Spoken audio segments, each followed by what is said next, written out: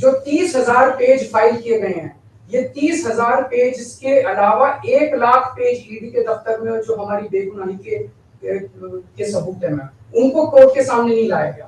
ये आरोप लगाया जा रहा है कि 100 करोड़ रुपए इसी साउथ लॉबी ने शराब की हमने पॉलिसी बनाने के लिए, हाँ जी 100 करोड़ आम आदमी पार्टी, मैम ये जस्टिस संजीव खन्ना का ऑर्डर है। खन्ना कह रहे हैं, इसका मतलब ये साबित नहीं हुआ, इसका मतलब ये विवादास्पद है, इसका मतलब ये संदेहास्पद है, इसका मतलब इसके लिए सबूत नहीं है। तो नमस्कार, मैं हूं रंजीत झा। दिल्ली के मुख्यमंत्री अरविंद केजरीवाल को उम्मीद के मुताबिक ही राहत नहीं मिली है। ट्रायल कोर्ट ने उनकी कस्टडी ईडी के वकील की मांग पर 1 अप्रैल तक बढ़ा दी है।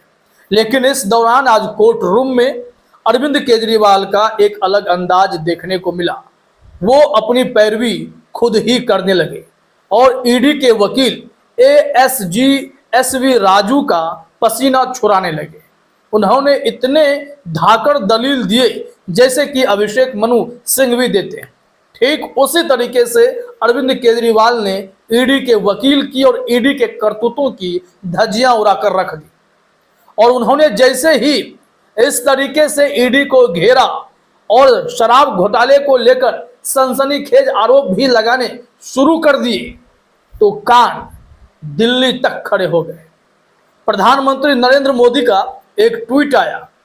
उस ट्वीट में मोदी जी के चहेते वकील समेत सैकड़ों वकीलों की फौज ने एक चिट्ठी लिखी है CJI DY चंद्रचूड़ को। और इस चिट्ठी में कहा गया है कि भारत की जुडिशरी पर जानबूझकर गंभीर आरोप लगाए जा रहे हैं। और इसमें प्रधानमंत्री मोदी ने भी दिलचस्पी दिखाई।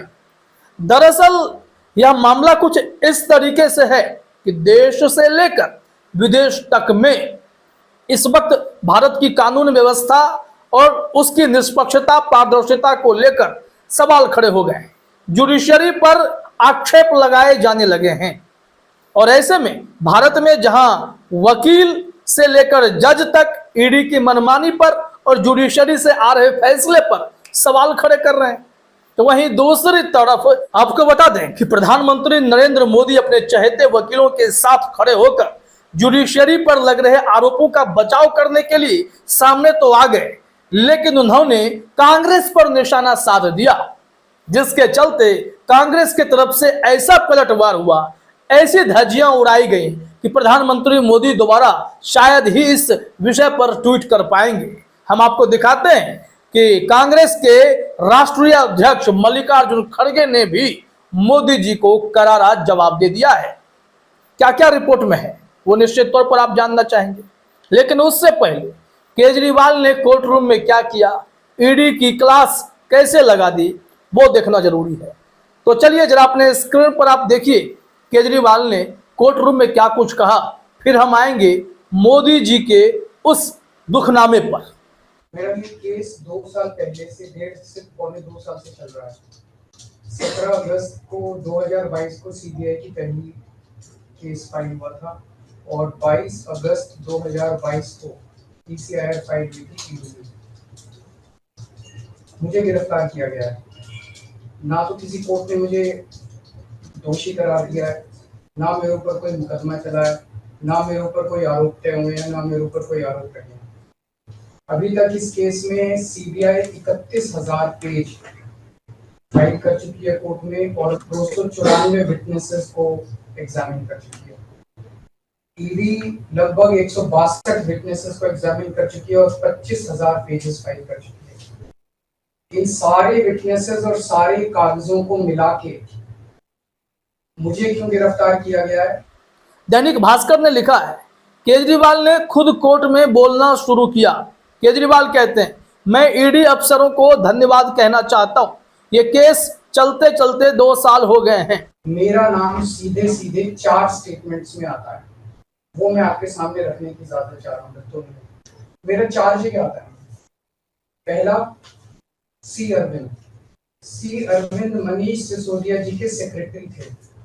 उन्होंने ये कहा है, स्टेटमेंट दिया है कि एक दिन मेरे घर में मेरी मौजूदगी में मनीष सिसोदिया जी ने उनको कुछ एक्साइज के डॉक्यूमेंट्स हैंड ओवर किए। That's it. मैडम उन्होंने ये नहीं कहा कि मेरी मौजूदगी में कोई पैसे दिए, कोई ऐसा कोई आरोप नहीं है। मेरी मौजूदगी में सी अरविंद को मनीष सिसोदिया जी ने एक्साइज के कुछ डॉक्यूमेंट्स, मैडम मेरे घर पे ढेरों एमएलए आते हैं, ढेरों मंत्री आते हैं, ढेरों डिग्निटरीज आते हैं, अपने अपने सेक्रेटरी लेते हैं, वो आपस में खुसर भी करते रहते हैं, आपस में डॉक्यूमेंट्स भी एक्सचेंज, मुझे क्या पता कि कौन किसको क्या दे। Is this a sufficient reason to arrest the sitting chief minister? क्या ये स्टेटमेंट एक सिटिंग चीफ मिनिस्टर को अरेस्ट करने के लिए पर्याप्त है? कोर्ट, आप जो बोल रहे हैं वो लिखकर क्यों नहीं देते? केजरीवाल बोलते हैं मैं बोलना चाहता हूं। स्टेटमेंट पे स्टेटमेंट हो रहे थे जब तक वो अपना स्टेटमेंट मेरे खिलाफ नहीं दे रहे थे। जैसे उन्होंने मेरे खिलाफ स्टेटमेंट दिया, बेटा भी छूट गया, स्टेटमेंट होने भी बंद हो गए और 3 अक्टूबर को उनका माफीनामा भी हो गया। Mission accomplished. इसका मतलब ईडी का मिशन केवल और केवल मुझे फंसाना था। 3 सेक्शन 50 के स्टेटमेंट है मैम, तीनों से सेक्शन 50 के statement they are equal in the eyes of the law, तीनों बराबर है, तीनों की ग्रेविटी सेम है। तो उसमें से एक स्टेटमेंट के तवज्जो क्यों दी गई? क्या जांच की गई है जानने के लिए उसमें से एक ठीक है बाकी 2 गलत है? जो 25,000 पेज ईडी ने फाइल किए हैं कोर्ट के अंदर, उन 25,000 में जो केजरीवाल के खिलाफ वाला स्टेटमेंट है केवल वो लगाया गया, बाकी दोनों स्टेटमेंट दबा दी गई। क्यों मैम? कोर्ट के सामने तीनों स्टेटमेंट लाई जाने चाहिए थे ताकि कोर्ट डिसाइड कर ले सच्चाई क्या है। चलिए ठीक है। 1 मिनट मैम, तीसरा स्टेटमेंट। फिर केजरीवाल ने एक और गवाह राघव मुंगटा के बयान का भी हवाला दिया। वो कड़ी दर कड़ी यह बताने की कोशिश कर रहे थे कि देखिए ईडी सिर्फ साजिशें रच रही हैं, जो आरोपी है वो अप्रूवर बनता है और अप्रूवर की बातों पर एक मुख्यमंत्री को गिरफ्तार कर लिया जाता है। ये कहां तक सही है, उचित है, आप ही बताएं। यहां केजरीवाल कहते हैं कि इस मामले में लोग गवाह बन जा रहे हैं और लोगों को बयान बदलने को मजबूर किया जा रहा है। केजरीवाल के इस बयान का ईडी ने विरोध किया। फिर कोर्ट तुरंत हस्तक्षेप करते हुए कहता है कि हम आपको 5 मिनट देंगे बोलने के लिए, आप पूरी बातें कह डालिए। लेकिन यहां पर गौर कीजिए, ईडी के वकील के हस्तक्षेप के साथ ही कोर्ट तुरंत एक्टिव हो जाता रहा है। और जब कोर्ट पर सवाल खड़े होते हैं तो परेशानी सिर्फ मोदी शाह के चहेते वकीलों को ही नहीं, प्रधानमंत्री मोदी को भी परेशानी होने लगती है, क्योंकि उन्हें भी पता है कि जुडिशरी से जो निर्णय आ रहे हैं और जिस तरीके से ईडी की मनमानी चल रही है, उस पर सवाल उठाए जाने से भारत की कानून व्यवस्था और न्याय व्यवस्था पर भी सवाल खड़े होने लगे। हम आएंगे उस पर, पहले केजरीवाल के दलीलों को पूरा करते हैं। केजरीवाल फिर आगे कहते हैं, एक और गवाह के 7 बयान दर्ज किए गए, 6 में मेरा नाम नहीं है। जैसे ही 7वें बयान में मेरा नाम आता है उसे छोड़ दिया जाता है। केजरीवाल कहते हैं अगला है शरथ रेड्डी, जिसको लेकर खूब चर्चा है, सरकारी अप्रूवर, बीजेपी को इलेक्टोरल बॉन्ड के जरिए चंदा देने वाला, असली शराब घोटाले का किंगपिन कहा जा रहा था। वो व्यक्ति तो देखिए मजे में है। केजरीवाल कहते हैं अगला है शरथ रेड्डी। मैं ये जानना चाहता हूं क्या ये 4 स्टेटमेंट एक मुख्यमंत्री को गिरफ्तार करने के लिए काफी हैं? हजारों पेज ईडी के दफ्तर में हैं जो हमारी बेगुनाही को साबित करते हैं, उन्हें सामने क्यों नहीं लाया जाता है? केजरीवाल कह रहे हैं 100 करोड़ का शराब घोटाला है तो वो पैसा कहां गया? असली शराब घोटाला शुरू होता है ईडी की जांच के बाद। ईडी के 2 मकसद थे, एक आपको खत्म करना और दूसरा पर्दा डालकर उगाही का रैकेट चलाना। इसके जरिए वो पैसे इकट्ठा कर रहे हैं। और फिर केजरीवाल यह भी कह देते हैं कि यही शरथ रेड्डी है जो 55 करोड़ रुपए बीजेपी को चंदा के तौर पर देता है। लिखा हुआ शरथ रेड्डी ने 55 करोड़ का डोनेशन भाजपा को दिया। मेरे पास सबूत है कि यह रैकेट चला रहा है, मनी ट्रेल साबित हो गई है। उसने गिरफ्तार होने के बाद भाजपा को 50 करोड़ दिए। अब ईडी को लगा कि पोल खुल रही है, तो ईडी के वकील कहते हैं क्या इस वक्त आप ये सब बातें बताकर कुछ इस केस से रिलेट करते हैं? क्या कोई रिलेवेंसी बनती है क्या? ईडी कह रहा है कि इस मौके पर क्या ये बातें कोई रिलेवेंसी रखती है? केजरीवाल, हम ईडी की रिमांड का विरोध नहीं कर रहे हैं, जितने दिन चाहे वो मुझे कस्टडी में रख लें, पर यह घोटाला है। और जब बीजेपी पर गंभीर आरोप केजरीवाल ने लगा दिए तो यहाँ पर ईडी की तरफ से कहा जाता है कि मेरे पास भी सबूत है कि अरविंद केजरीवाल को इस घोटाले में 100 करोड़ दिए गए हैं। अब बताइए 100 करोड़ दिए गए हैं, कहाँ है पैसा? मतलब कुछ भी आरोप लगा देना है। यहाँ पर पोल खुलने लगी और दूसरी तरफ लगातार जुडिशरी पर प्रश्न चिन्ह खड़े होने लगे, तो ऐसी परिस्थिति में 500 से अधिक वकीलों की फौज ने एक चिट्ठी सीजेआई डीवाई चंद्रचूड़ को लिख डाली और इसमें प्रधानमंत्री मोदी जी की भी सहमति हो गई कि हाँ, कांग्रेस के चलते ही जो है इस वक्त जुडिशरी पर सवाल खड़े हो रहे हैं। लेकिन आप पूरे सिस्टमेटिक ढंग से अगर कोर्ट की खबरों को मॉनिटर करते हैं तो कोई भी कह सकता है कि इस वक्त कोर्ट पर बहुत दबाव है।